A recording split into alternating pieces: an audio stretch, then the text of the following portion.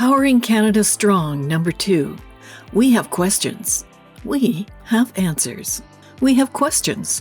Can an east-west power grid be built that is based on wind power to displace fossil fuel and nuclear generation by 2035? One pillar of the Powering Canada Strong plan is to connect Canada's fragmented grids, east, west, north, through new and expanded transmission lines.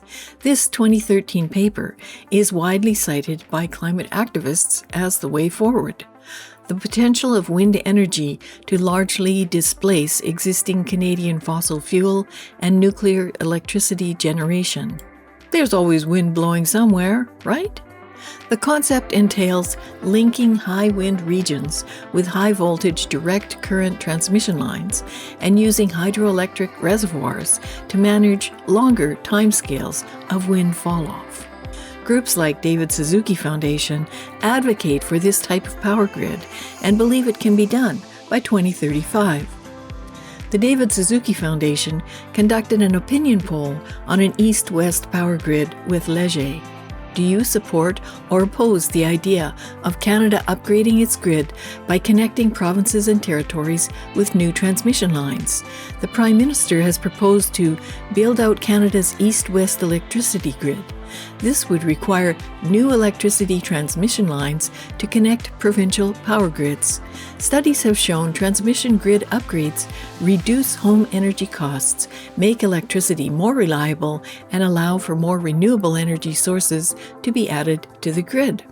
Rather than ask a simple question or tell people what the costs might be, Leger included an inducement in the question.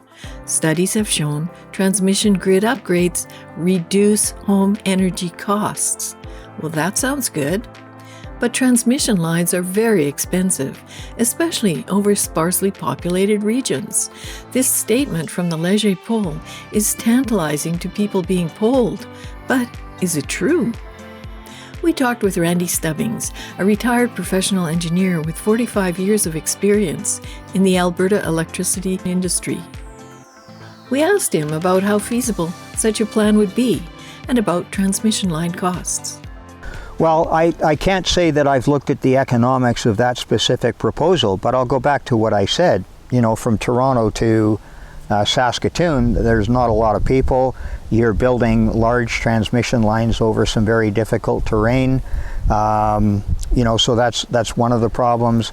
I know people tend to think that, if you've got an area here with wind and an area here with nuclear, in some cases that'll work, but you've also got a lot of transmission losses, and again, just the infrastructure can be very, very expensive.